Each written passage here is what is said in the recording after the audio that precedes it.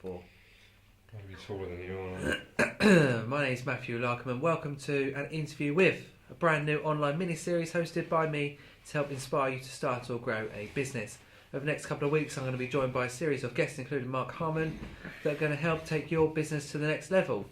Joining me on today's programme we've got Mark Harmon from Red Book Productions. Hello Mark. It's not actually that. It's welcome to the video show with our first guest, Matthew Larcome. First guest. Co-host. Yeah, you can keep saying that, but it's not going to work.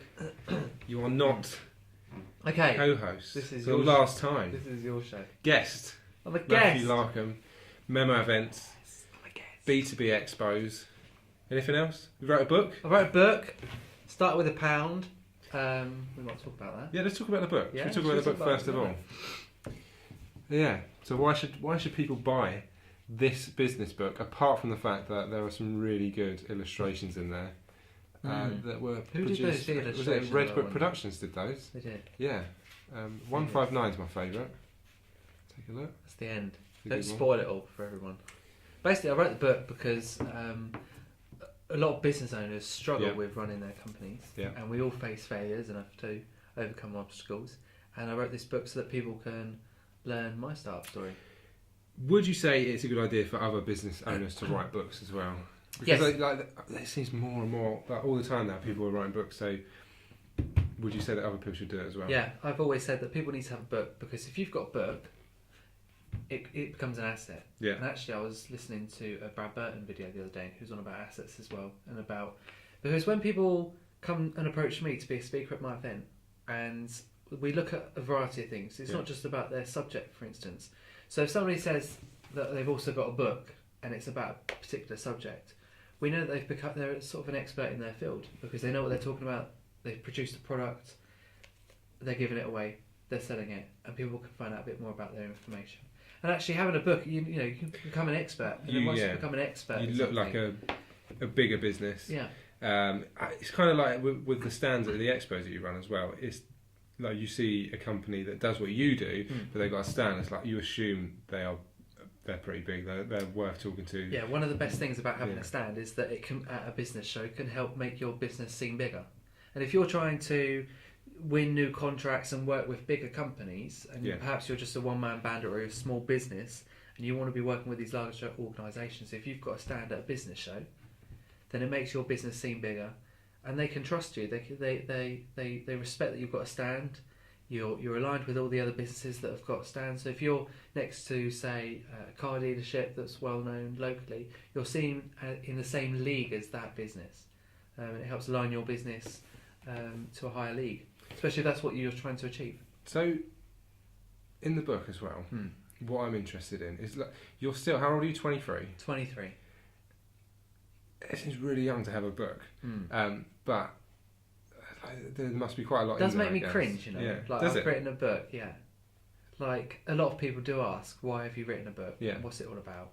Yeah. And the main reason I wrote the book is because, like I said at the beginning, running a business isn't easy. And a lot of people, I think, have assumed that my life has been easy. Perhaps I've been handed loads of money from my parents, and it's just been a dull walk in the park. Yeah, I think a lot of people that don't run their own businesses think that when you run your own business, it's easy. You can work when you want. Yeah. It's not like that at all. It's you work all the time. Yeah. Because if somebody say somebody's an accountant within a big company, or they're in the accounts department. That's their job. That's their main role. If they're marketing, they do the marketing. Yeah, if somebody's in sales, 5. they do the sales. They go home at 5 o'clock. But business owners like us, we are the admin team, we're the finance team, we're the marketing team, we're the sales team. We've got to do the following up. We've got to do the networking. We've got to do absolutely everything. So we do spend a lot more time, and it really isn't easy sometimes. And there have been days in my life where it's been so tough that you have those days thinking, "Is it worth it? Why am I doing this?" And this book.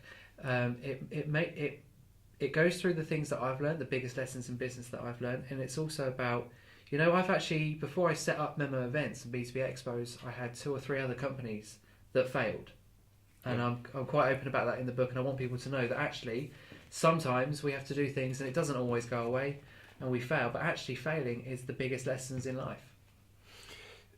Another thing with sort of entrepreneurs.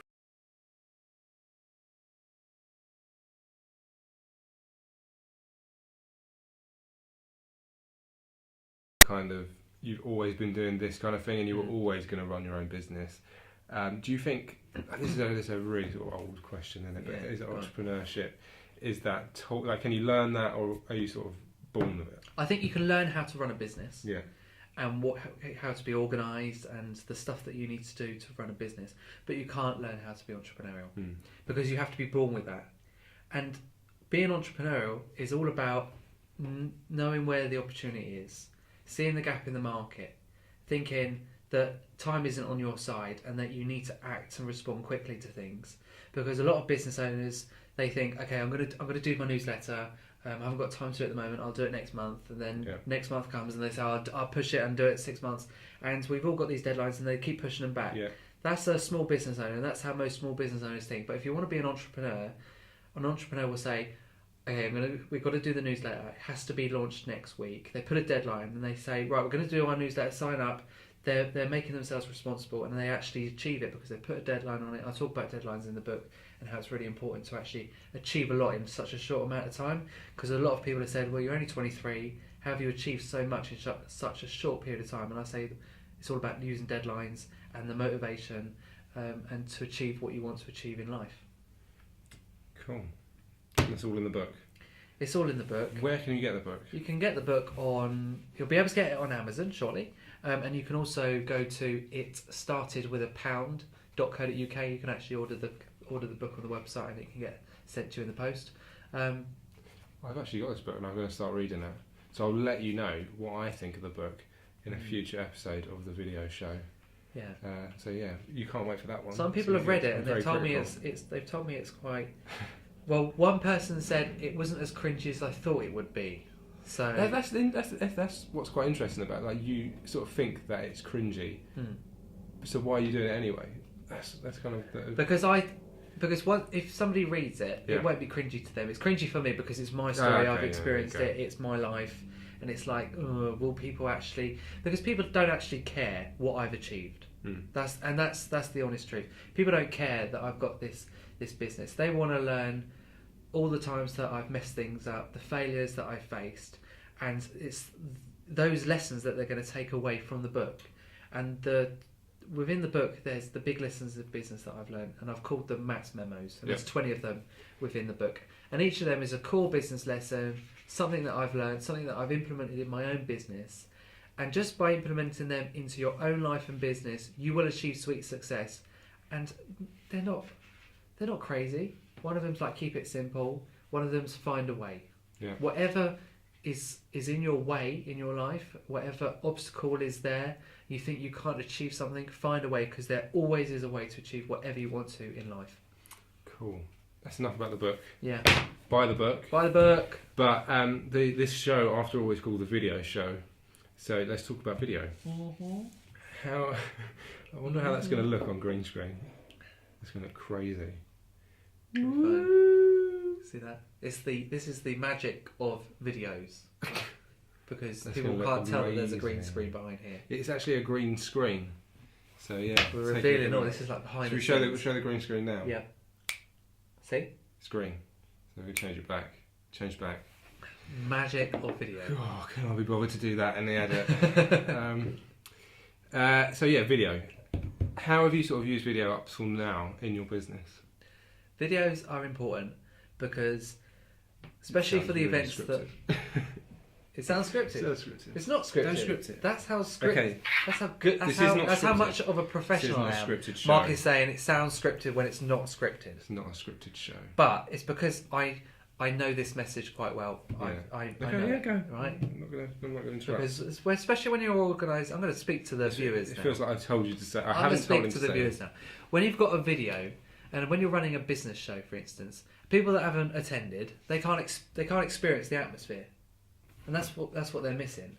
When people come to my events, they're like, "Oh, there was such an atmosphere. There was a buzz in the room. It was great. It felt like people were doing business." But if you've got a video, it captures that whole event, and people can see it. They can feel it. They can feel the energy.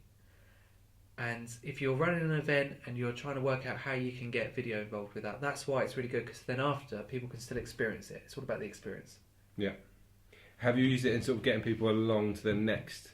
Yeah, because people can see it, people can view it, people can experience it. Like, oh, I'm missing out. Yeah, because they can see that there's loads of people there. They can see what people have done on their stands, and they can see within 2-3 minutes exactly what the show means, exactly what it's all about, and whether they want to come or not.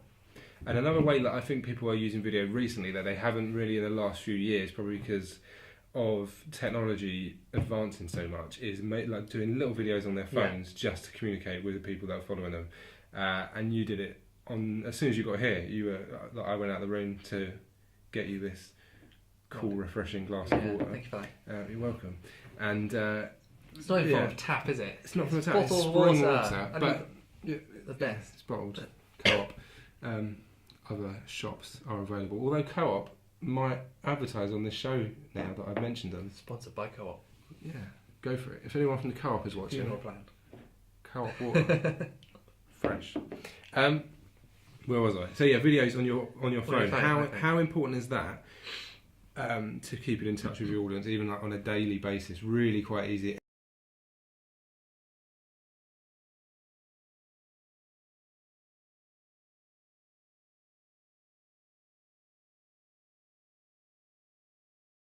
Love that.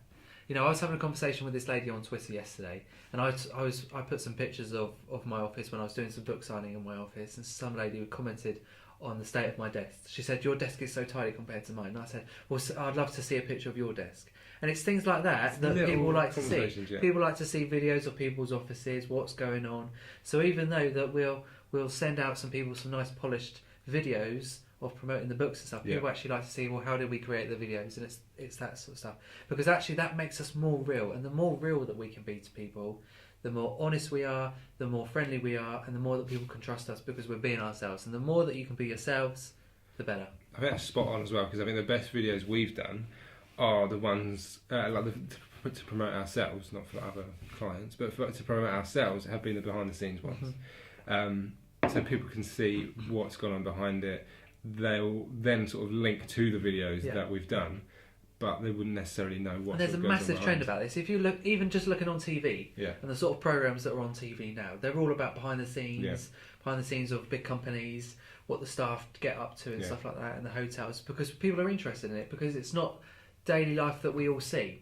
We just assume it happens, but sometimes we like to know how it happens. And another reason why I wrote the book, because people that might it's a story that no one will know. And it's kind of a story I haven't read the book yet, because I only got it yesterday, but from what I've heard, it's sort of like, I never knew about you, and that's what's really interesting. And people can do exactly the same with videos. You know, so just really quite simple, picking up your phone, recording a video 30 seconds long, just explaining what you're doing, and then posting it on Facebook, Twitter, Instagram, just showing it. And people comment on it, and people feedback on that, and the more content that you produce, the better it becomes, because you get better practice at it. And also, the more content that you produce, people then see you as an expert, they follow you more.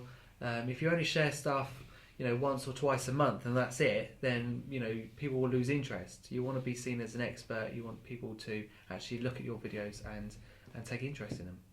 Cool. What we would like to do now, because this is a video show, we need a theme tune. We don't, sort that out. People could comment on. If anyone's a musician watching and they want to provide a theme tune, send it to office@redbookproductions.co.uk, and I'll seriously consider it as a theme tune. Might not get on the show, but I'll seriously consider it. So, have you got any questions that you'd like to ask the people watching about what they're doing in terms of marketing their business? Have you got any questions for them? Well, one of the biggest things that I learned, one of the businesses that I ran and failed, was because it was called Distribute Direct, and it was a leaflet distribution company. A lot of people won't know this, but it's all in the book. Buy the book. But it was all about marketing and how I personally run out of money to advertise my own business. And if you run out of money, you're not doing any marketing or networking, and people don't know who you are. People don't even know that you're around. Or perhaps that you've done so much marketing and networking, and then you go off the scene for a while. People will start to think, you know, do they still exist? Have they closed down their business? And if they then go on your social media and see that you're not that active, they might think maybe they have gone out of business. So it's really important that you're constantly marketing yourself. So if anybody is struggling with marketing or needs some advice, and a lot of people want to know what marketing they can do for free. What's the best thing to do for free? Yeah. And actually, that's just by going to free networking events, using the videos on your phone, social media. There's so much marketing that you can be doing that produces activity and content that's absolutely free. And then once you've got the ball rolling, then that's when you need to consult with some experts, get some proper videos done, for instance. Yeah, just get started. Something to get started. Get it moving. And to grow your business, to get that momentum going. Yeah. Go along to the expos, go and meet people there, just get noticed, be as visible as you can on the budget that you've got. Yeah. And then you'll grow into it and be able to spend more and more as you go. That's a really good point. Yeah. Cool. So yeah, thank you for coming on to the video show. Remember to keep asking us questions for the video show. We will answer them in future videos. Use the hashtag video show. And don't forget to subscribe. I'm going to put the link over your face. Subscribe. Subscribe.